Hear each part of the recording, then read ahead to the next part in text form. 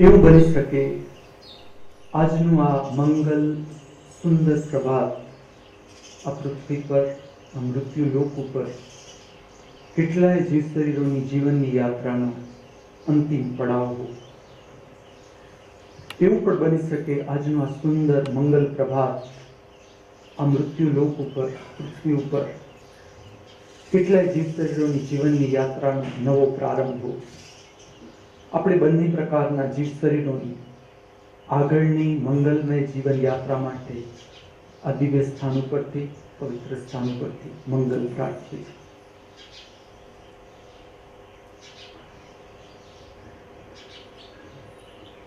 The school of divine આર્ટ્સમાં શિલ્પ, અભિનય, નૃત્યનો ધર્મ સાથે આધ્યાત્મ સાથેનો સંબંધ એ વિષયમાં આજે હું તમને નટરાજ સ્વરૂપ ઉપર સમજ આપીશ. ગઈકાલે જે મેં તમારી સાથે ચર્ચા કરી કે અર્ધનારીશ્વર સ્વરૂપ છે, એમાં ડાબું શરીર લેફ્ટ હેન્ડ સાઈડ બોડી છે, એની ત્રણ શરીર સમજો. રાઈટ હેન્ડ સાઈડ શરીર છે એને પુરુષ શરીર સમજો. અને આ શરીર કોઈ ભૌતિક શરીરની વાત નથી, આ તો મૂર્તિમાં સંકેત છે. આપણી કહેવાનો અર્થ એટલો છે, આપણી અંદર બંને પ્રકારની શક્તિઓ, સ્ત્રી શક્તિ, પુરુષ શક્તિ, બંને શક્તિઓનો પ્રવાહ વહેતો રહે છે. હવે જે સ્ત્રી શક્તિ ગણો અથવા ડાબુ શરીર ગણો, જ્યારે તમે મૂર્તિનો અભ્યાસ કરો, કોઈ પણ મૂર્તિનો પ્રાચીન, તમારે એનો સંકેત સમજવો છે તો આ રીતે સમજો. ડાબુ શરીર છે વિશ્રામ બતાવશે, જમણું શરીર છે એ કર્મ તરફની શક્તિનું પ્રાગટ્ય બતાવશે. હવે જ્યારે આપણે નટરાજનું સ્વરૂપ લઈએ તો સૌથી પહેલા તો હું તમને કહીશ, તમે જોશો તો જમણો પગ છે એનાથી તમે જોશો તો બાળ રાક્ષસ કચડેલો છે, જેને પનોતી કહે છે. જે સ્વરૂપ જાણતા નથી એ લોકો એના માટે શબ્દ વાપરે છે પનોતી, પણ તમે બરાબર બારીકાઈથી નિરીક્ષણ કરશો તો બાળકનું સ્વરૂપ છે. અને એક રાક્ષસ હોય, એના ઉપર શિંગડા હોય અથવા રાક્ષસી સ્વરૂપ હોય, એ રીતે બાળકનું સ્વરૂપ આપેલું છે. બાળ રાક્ષસ હોય જાણે, એને જમણા પગ, જે સ્વરૂપનું જમણો પગ છે એ બાળક ઉપર છે, જાણે કચડતા હોય, બાળ રાક્ષસને કચડતા હોય. સંકેત એટલો જ કે જ્યારે આપણી અંદર નકારાત્મક ઉર્જાનું પ્રાગટ્ય થાય, જેમ કે ક્રોધ છે, કંટાળો છે, ચિંતા છે, ઈર્ષ્યા છે, તિરસ્કાર છે, કામના છે, વાસના છે, તમે દર્શન કર્યા કે જાગી જાઓ. અને જો તમારે કર્મમાં મહત્વ આપવું છે, જીવનના કર્મમાં મહત્વ આપવું છે, તો તમે મહત્વ આ વાતને આપો કે આ લાગણી પેદા થઈ કે કચરો, જાગી જાઓ, એને નષ્ટ કરો. આ સંકેત છે. એટલે જે બાળ રાક્ષસ બતાવવાનું એટલું જ કારણ છે કે હજી પ્રાગટ્ય થાય છે નકારાત્મક લાગણી, ક્રોધ, ઘૃણા, ઈર્ષ્યા, તિરસ્કારને પ્રાગટ્ય થાય છે. પ્રાગટ્ય થાય છે કે કર્મ શું, એના માટે જમણો પગ, જમણા પગથી એને કચડેલું છે. પછી તમે જોશો તો ડાબો પગ છે એને ઉપર ઉઠાવેલો છે. ડાબો પગ છે એ વિશ્રામ બતાવે છે. હવે જે સ્ત્રી શરીર છે એની સાથે ભાવ જોડાયેલા છે, એ હૃદય સાથે જોડાયેલું છે. કારણ કે આપણું હૃદય છે એ ભાવનું મુખ્ય કેન્દ્ર ગણવામાં આવે છે. તો જેવા તમારા જીવનમાં નકારાત્મક ભાવો, આપણા જીવનની અંદર નકારાત્મક ભાવો વિલીન થશે, એ સાથે આપણા ભાવનું શુદ્ધિકરણ થશે. આપણા જીવનમાં પ્રેમ, કરુણા, ઉદારતા, આનંદ, પ્રસન્નતા, સ્વીકાર, એટલે ભાવના તરંગો ઉપર ઉઠશે. ભાવનો જે શરીર છે એ ઉપર ઉઠશે. એટલે તમે જોશો તો ડાબો પગ જે ઉપર ઉઠાવેલો છે એનો અર્થ માત્ર એટલો જ છે કે ભાવની શુદ્ધિ. ભાવને ઉપર ઉઠાવો, નકારાત્મક લાગણી પેદા થાય કે એને જાગરણની શક્તિથી નષ્ટ કરો પૂરેપૂરી. જેમ કેમ કાલિકામાં બતાવેલું છે કે કાપેલા રાક્ષસનું ડોકું છે, એની નીચે પાત્ર છે કે એક લોહીનું ટીપું પડી જમીન ઉપર પડી ન જવું જોઈએ. તમે વાર્તા જોશો તો એવી હશે કે એક ટીપું પડ્યું એમાંથી પાછો બીજો રાક્ષસ પેદા. એ ખાલી વાર્તા છે સમજવા માટે. પ્રાથમિક ધર્મનું જે સ્ટાન્ડર્ડ છે એમાં આ વાત લાવવા માટે કોઈ એક જાતનો રાક્ષસ નથી મારે. રાક્ષસ આપણી અંદર જ છે. અને રાક્ષસનો અર્થ છે કે તમારી ઈર્ષ્યા ધારો કે અંદર પેદા થઈ તો એક પણ તરંગ ઈર્ષ્યાનું જ્યાં સુધી છે કોઈ પણ વ્યક્તિ માટે તમે ચલાવી ન લો, એને પૂરેપૂરું સાફ કરો, પૂરેપૂરું. અને આખા દિવસમાં આવી કેટલીય ઘટનાઓ બનતી હશે, તમે જોશો તો કેટલી વાર આપણી અંદર કામના પેદા થશે, વાસના પેદા થશે, અહંકાર પેદા થશે, ઈર્ષ્યા પેદા થશે, તિરસ્કાર પેદા થશે. અને આખરે આપણે જ ઝીલવાનું છે. બહારની વ્યક્તિ તો આજે છે કાલે બદલાઈ જશે. આપણે તો આપણી સાથે જ છીએ 24 કલાક. આખી યાત્રા જીવનની આપણે જ આપણી સાથે કરવાની છે. એટલા માટે સંકેત કે આ જે નકારાત્મક લાગણી છે એને સંપૂર્ણ નષ્ટ કરો. હજી બાળ પ્રગટ થાય છે કે નષ્ટ કરો, તમારા ધ્યાનમાં આવ્યું કે નષ્ટ કરો. એની સાથે ભાવની શુદ્ધિ થશે. ભાવની શુદ્ધિ થશે કે ભાવ ઊંચાઈ પકડશે. એટલા માટે ડાબો પગ ઉપર બતાવે. પછી તમે જોશો આપણે જમણું શરીર જોઈએ નટરાજ ભગવાનનું તો એમાં 2 હસ્ત છે. એક હસ્ત જોશો તમે તો આ જાતનો આશીર્વાદ આપતો હસ્ત છે, જમણો હસ્ત. અને જમણા હસ્તની અંદર ડમરું બતાવેલું છે. તમે જોશો તો આ બંને કર્મ સાથે સંબંધ છે. આ સંકેતને જેમ કે બહિર્મુખી શક્તિ છે, બહિર્મુખી શક્તિ આપણે જોશો તો અંતે પ્રાર્થના કરશું. જેમ કે મારું આ વક્તવ્ય સમાપ્ત થશે તો આપણે પ્રાર્થના કરશું કે મારા જીવનની જે શેષ ક્ષણો બાકી છે એનો ઉપયોગ હું મારા જીવનના કલ્યાણ માટે પણ કરું અને અન્ય જીવોના કલ્યાણ માટે પણ કરી શકું. તો આ કલ્યાણ હસ્ત છે, જમણો હસ્ત છે કલ્યાણ હસ્ત. કર્મ હોય આપણા તો પણ કર્મની ભાવના કેવી હોવી જોઈએ કે ખાલી હું નહીં. અને એવું ક્યારે સંભવ જ નથી. તમે એમ કહો કે તમારું જે થવું હોય થાય, બસ હું સુખી થઈ જવું જોઈએ. એ રીતે પોતાનું કલ્યાણ નથી. કલ્યાણની ભાવના હંમેશા સમગ્રતા તરફ હોય, આત્મા વિસ્તાર છે. જેમ જેમ તમે પોતાની અંદર ડૂબતા જશો, પોતાના આત્માનો સંપર્ક થતા જશે, તમે લોભથી મુક્ત થતા જશો. સીમાઓ મનની છે.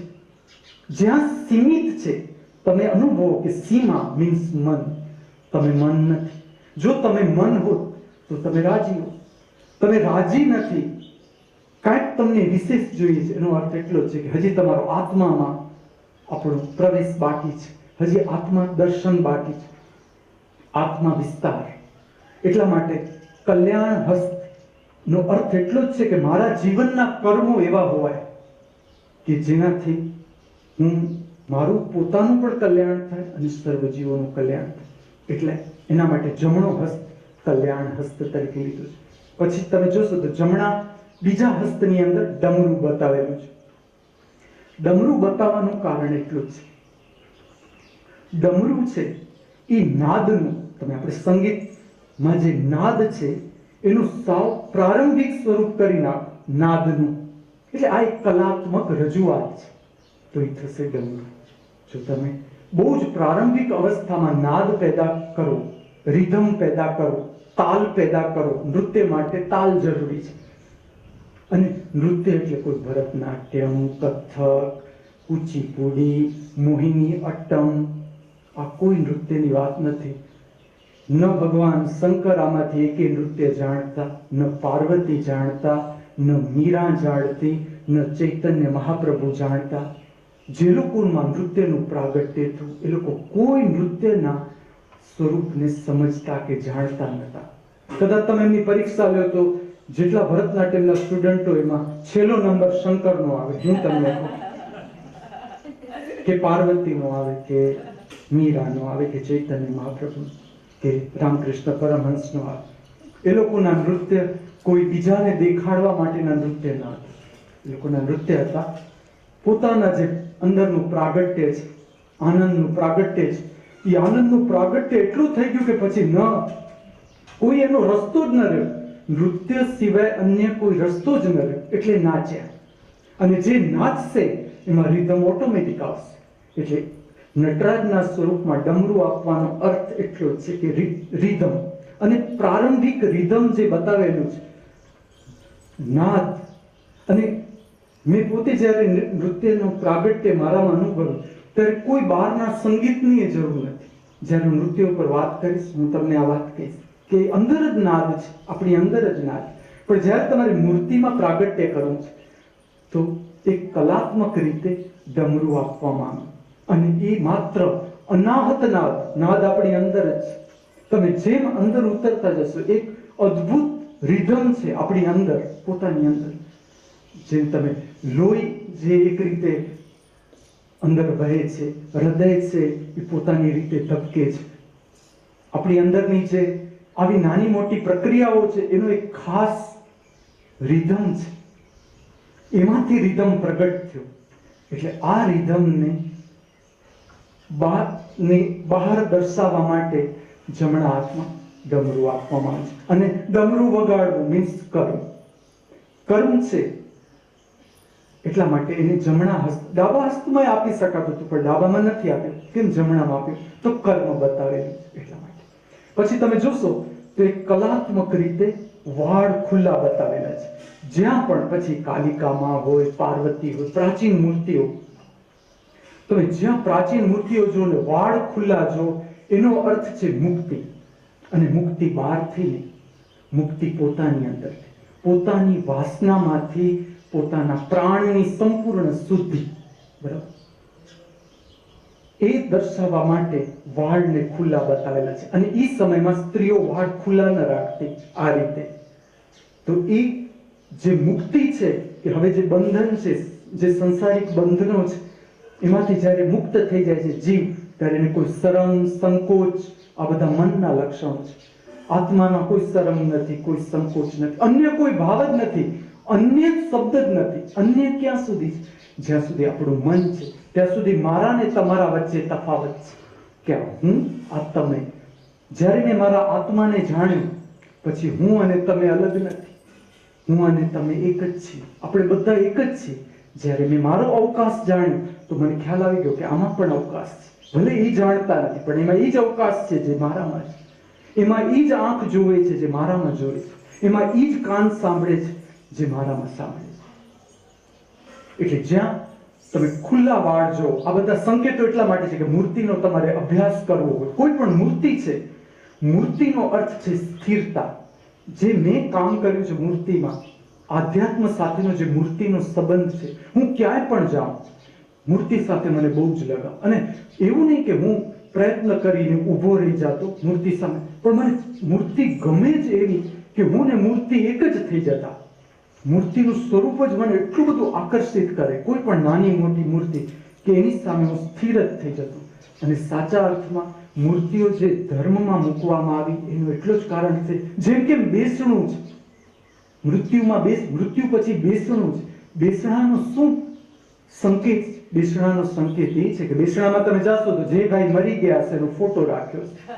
એટલા માટે રાખ્યું છે કે આ ભાઈ દોડતા હતા, રૂપિયા પાછળ દોડતા હતા, ખોટ ગઈ હતી ધંધામાં, દોડતા હતા, ઇન્કમ ટેક્સની ચિંતા હતી, આ ભાઈએ કેટલી બધી ચિંતાઓ કરી છે, દોડ્યા કૂદ્યા, કેટલું બધું પ્રપંચ કર્યા, ને આખરે જો આ ભાઈ જતા રહે.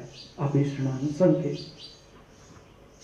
કે ઊભા રહી જાઓ, શાંત, સ્થિર, જે કાંઈ છે એ તમારામાં. તમે 1 મિનિટ વિશ્રામ લઈ, એટલીસ્ટ એક શ્વાસ જોઈ લો.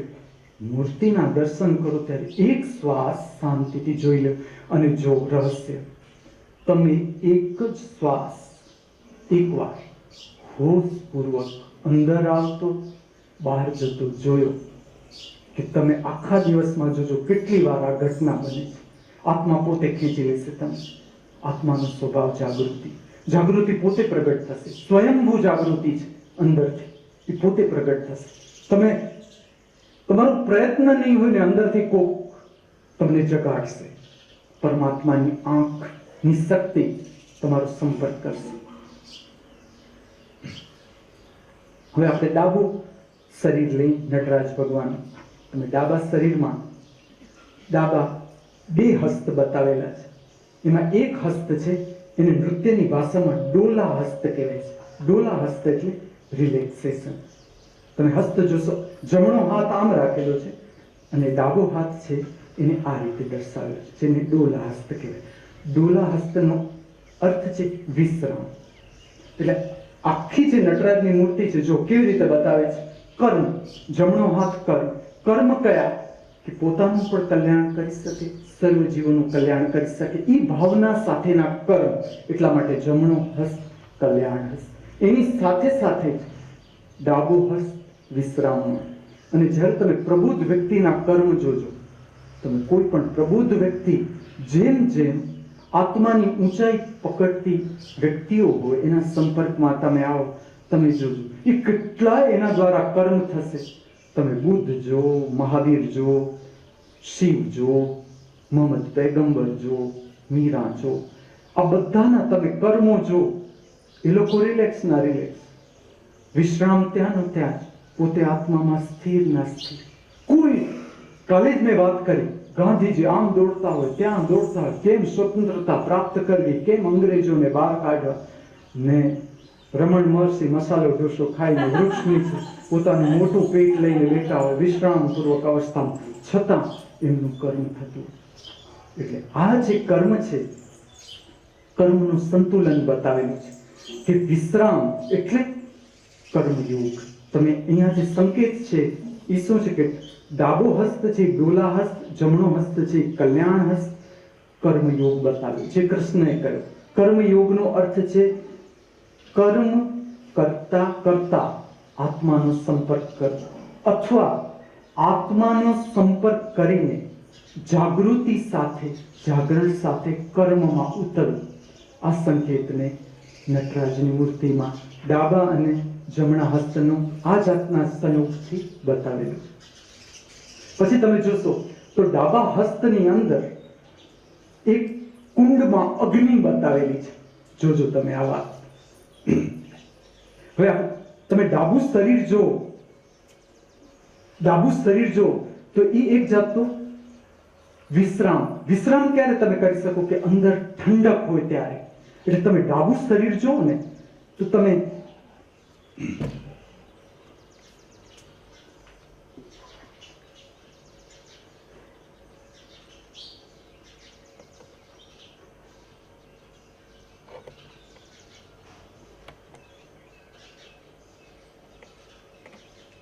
જય ગુરુદેવ.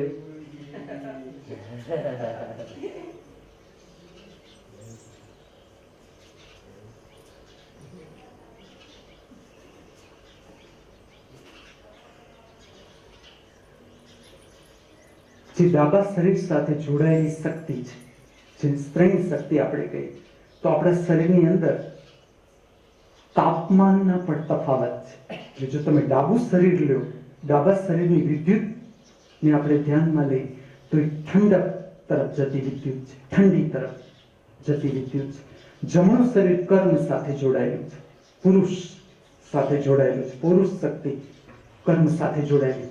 તો એમાં ટેમ્પરેચર, જેનું તાપમાન જે અપ છે એ ઉપર જતું તાપમાન છે. પુરુષ શક્તિ સાથે જોડાયેલું જે તાપમાન છે ઉપર જતું તાપમાન. હવે ડાબુ શરીર છે એ ઠંડક બતાવે છે. તો બતાવેલું શું છે? ડાબા હસ્તમાં એક કુંડમાં અગ્નિ છે. એટલે સંકેત એટલો જ, જ્ઞાનની અગ્નિ. જે જ્ઞાનનો અર્થ છે, જ્યારે ધર્મમાં જ્ઞાન શબ્દ આવે, જ્ઞાનનો અર્થ માહિતી નથી, સમજો, ઇન્ફોર્મેશન નથી. નોલેજનો અર્થ ઇન્ફોર્મેશન નથી કે રામ કોણ હતા, મહાવીર કોણ હતા, ક્યાં જન્મ્યા, એના માનું નામ શું, બાપનું નામ શું. આ કોઈ માહિતીને જ્ઞાન સાથે લેવા દેવા નથી. જ્ઞાનનો અર્થ છે જગ્યા. જગ્યા કઈ? બે વિચાર વચ્ચેની જગ્યા. બે વિચાર વચ્ચે જેમ જેમ અંતર થતું જશે તમારું જ્ઞાન ઊંડાણ પકડતું જશે. જ્ઞાનનો અર્થ જ છે જગ્યા. જેમ જેમ બે વિચારો વચ્ચેનું ડિસ્ટન્સ વધતું જશે, અંતર વધતું જશે, જ્ઞાન ઊંડાણ પકડતું જશે. જ્યારે સંપૂર્ણ નિર્વિચાર અવસ્થા, એક વિચાર જ ન રહ્યો અંદર, પૂરેપૂરો અવકાશ મીન્સ પૂર્ણ જ્ઞાન.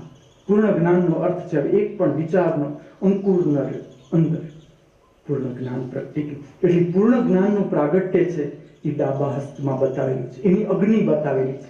એટલે આ કારણ કે મૂર્તિમાં રજૂ કરવું છે. તમે જો નટરાજની મૂર્તિ, હું જગતની બધી જ મૂર્તિઓમાં હું સર્વશ્રેષ્ઠ મૂર્તિ કહું છું, એટલા માટે કે મૂર્તિમાં સમાધિને બતાવવી એ કોઈ નાની સૂની વાત નથી. એ ક્યારે શક્ય બને કે જ્યારે તમે સમાધિ, તમે શિલ્પકારે છો અને તમે સમાધિસ્થ છો. આ બંને ઘટના જ્યારે સાથે બને ત્યારે આ પ્રાગટ્ય આવી શકે. અને તમે જોજો જેટલા બધા જ અર્થમાં આખું શિલ્પ બનાવવું, એ ઇવન ખાલી શિલ્પ નહીં, તમે ચિત્રો ઉપર કામ કરતા હો, જેણે પેઇન્ટિંગમાં કામ કર્યું એણે જોયું હશે કે નટરાજની મૂર્તિ બનાવવી, પેઇન્ટિંગમાં પણ નટરાજ બનાવવા એટલા સહેલા નથી. આ તો મૂર્તિની વાત છે. 3 પરિમાણિક અને પથ્થરમાંથી સીધી બનાવવી, અને પથ્થર પણ કેવા કે એમાં એક પણ સાંધો ના આવવો જોઈએ.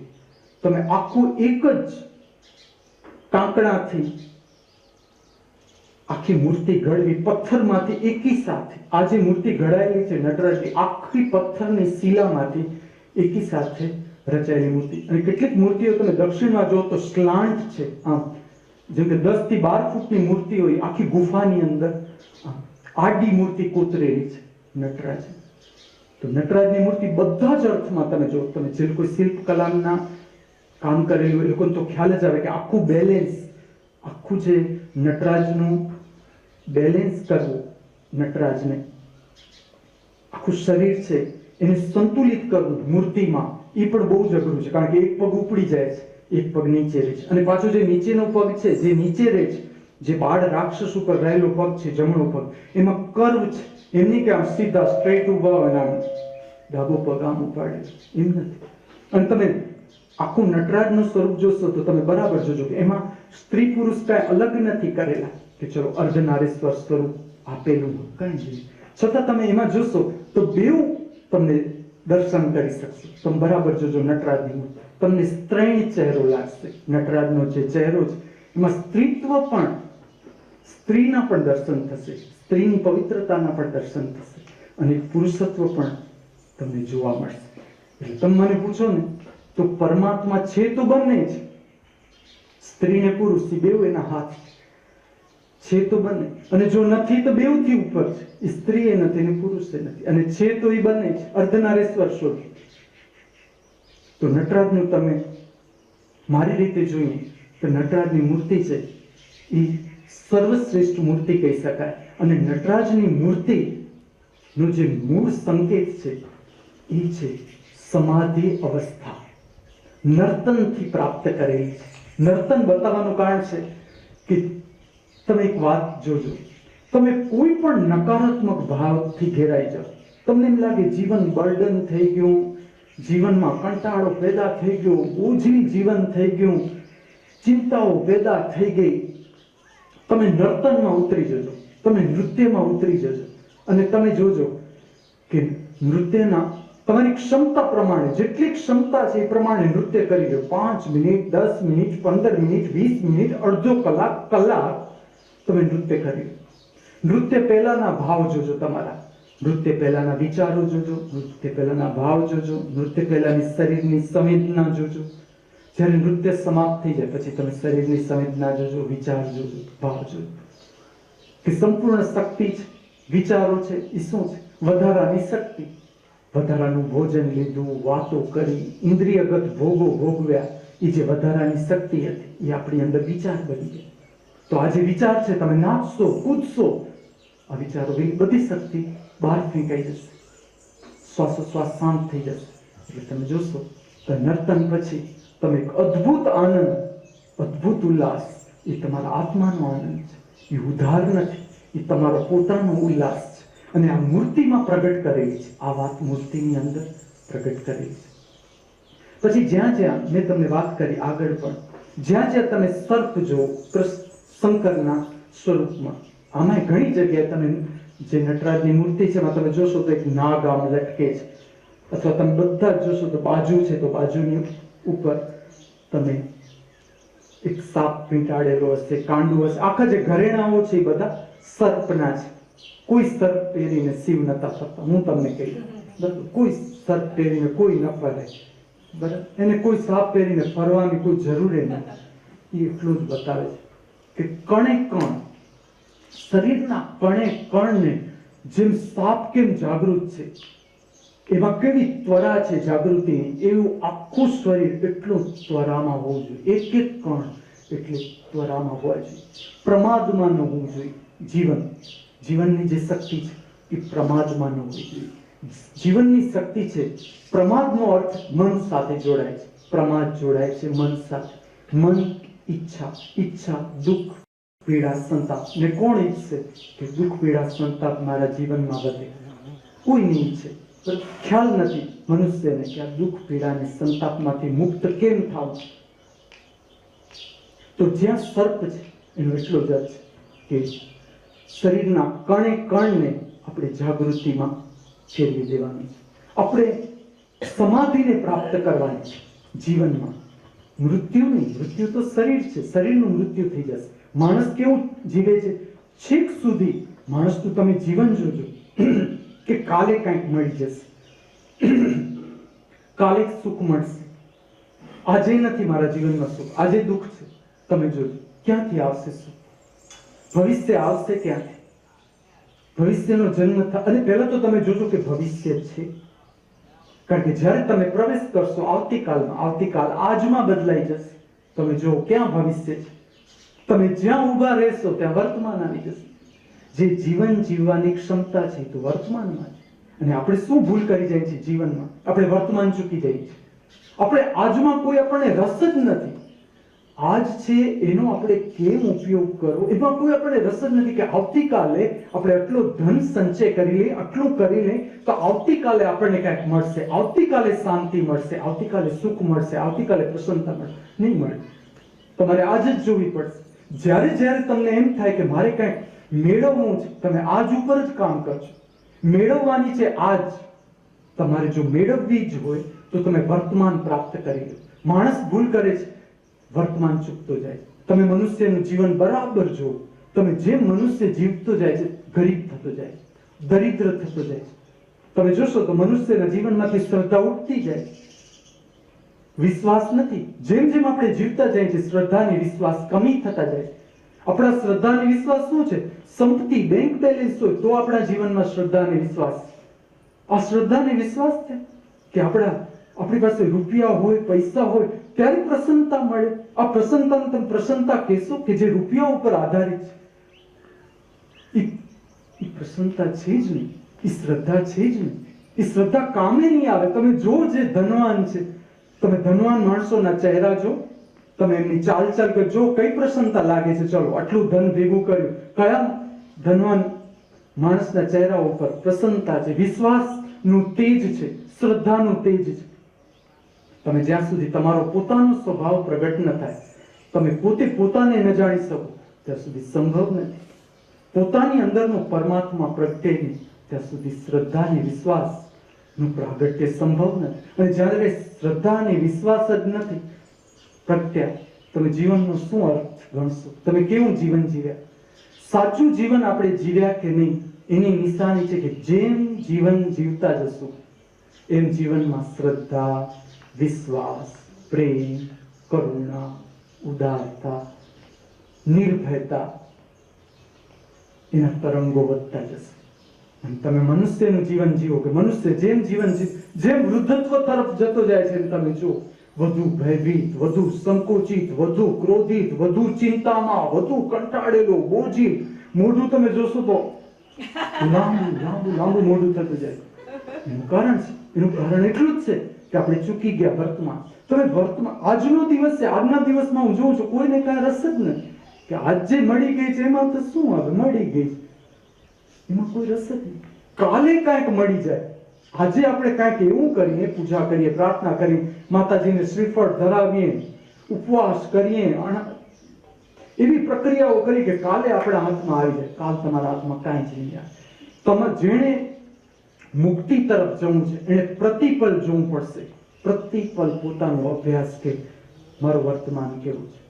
અને જેણે વર્તમાન પ્રાપ્ત કરી લીધું એને પરમાત્મા પ્રાપ્ત કરી લીધું. કારણ કે પરમાત્માનું પ્રાગટ્ય વર્તમાનમાં, અને વર્તમાનમાં જેને રહેવાની કલા આવડી ગઈ એને સમાધિ પ્રાપ્ત કરી. અને સંપૂર્ણ નટરાજની મૂર્તિ છે એ તમને કહે છે જ્યાં છો એમાં જ પ્રગટ થઈ જાઓ.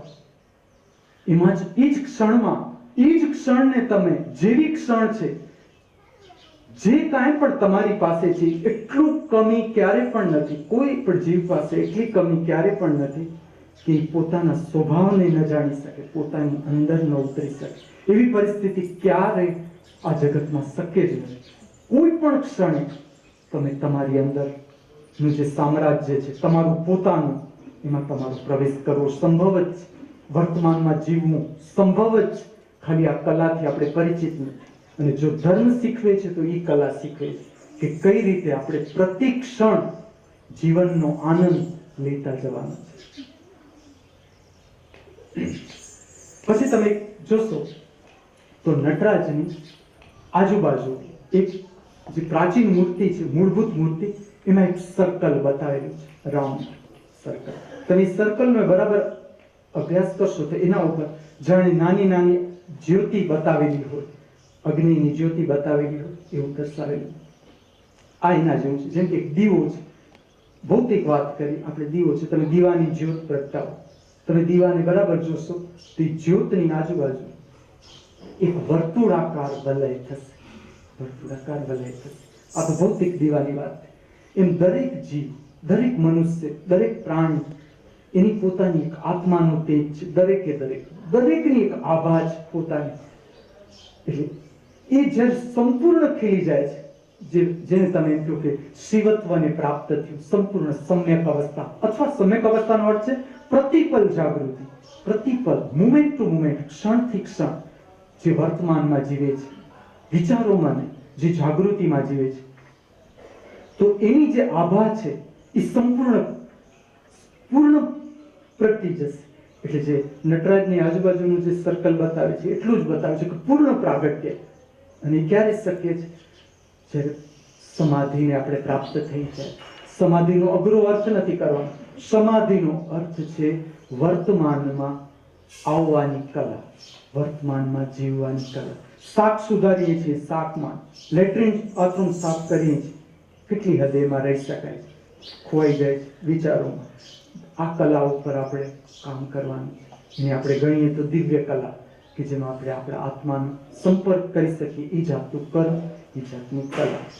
એટલે વલયનો અર્થ એટલો જ કે પૂર્ણ પ્રાગટ્ય સમાધિમાં જે મનુષ્ય છે પરમાત્મામાં રૂપાંતરિત થઈ જાય છે. પરમાત્માનો અર્થ છે અસીમ, જેની કોઈ સીમા ન રહે. અવ્યાખ્યાયિત, જેને કોઈ વ્યાખ્યામાં બાંધી ન શકાય. એ અસીમમાં જ્યારે જે મનુષ્યની ચેતના હતી, જે એક પ્રારંભિક ચેતનાનું રૂપ હતું, એ અસીમ પૂર્ણ પરમાત્માના પ્રાગટ્યમાં રૂપાંતરિત થઈ ગયું. એને દર્શાવવા માટે નટરાજની આજુબાજુ વલય દર્શાવવામાં આવે. એ જ રીતે એક સંકેત તમે જોશો તો શિવના માથા ઉપર જટામાં ચંદ્ર બતાવેલો છે. હું નાનો હતો ને મને એમ થાય કે ચંદ્ર ભલે બતાવ્યો, પણ એનો કેમ બીજનો ચંદ્ર બતાવેલો હશે. હું પોતે જયારે ચિત્ર બનાવતો ને તો હું ટ્રાય કરું, ચાલો મારે બીજનો ચંદ્ર નથી બતાવો, હું પૂરો ચંદ્ર બતાવું. તો મને પોતાને એક તો કલાની રીતે, કલાના પ્રાગટ્યમાં એ સારું ન લાગે. પણ આ એ જે સંકેતનો મને જે ખ્યાલ આવ્યો, એ સંકેત એમ કહેવા માંગે કે જ્ઞાન છે ને એ પ્રતિપલ વિકસિત છે. જેમ કે બીજનો ચંદ્ર છે, હવે તમારી મૂર્તિ કે ચિત્રમાં વિકાસમાન તમે કેમ બતાવશો? સમજો આ વાત. તો તમે બીજનો ચંદ્ર દેખાયો એનો અર્થ શું છે? બીજનો ચંદ્ર સ્થિર થોડો જ. તમે આજે હતી ચંદ્રની કલા, આવતીકાલે વધી જશે. અને ચંદ્રની કલા તો આપણે જોઈએ છે. સમજી લો કે આજે આપણે 8 વાગે ચંદ્રની કલા જોઈ રાત્રે, હવે બીજા દિવસે આપણે રાત્રે 8 વાગે જોઈએ છીએ, તો આપણે જોઈએ છીએ 24 કલાક પછી ચંદ્રની કલામાં એટલો ફેર થયો કે એટલી જ વારમાં થોડો ફેર થયો, પ્રતિ ક્ષણ એમાં કાંઈ બદલાતું જાય છે, કાંઈક નવું પ્રાપ્ત થતું જાય છે, વધારો થતો જાય. તો જે ચંદ્ર બતાવવામાં આવ્યો, બીજનો ચંદ્ર, એનો એટલો જ અર્થ છે કે જ્ઞાન વિકસિત છે, સમાધિ વિકાસમાન છે, પરમાત્મા વિકાસમાન છે, જીવન વિકાસમાન છે. અને જ્યાં તમને લાગે છે સંકુચિતતા, જ્યાં તમને લાગે છે કે તમે બંધાઈ ગયા, તમારું આપણું જીવન તળાવ જેવું થઈ ગયું, બંધાયેલું, તો એનું કારણ આપણે પોતે જ છીએ. આપણે પોતે જ આપણને બાંધી લીધા. જીવન અનંત, પરમાત્મા અનંત. પરમાત્માના અસીમ દિવ્ય સ્વરૂપને, રહસ્યમય સ્વરૂપને સમજવા આપણે સૌ સમર્થ બનીએ.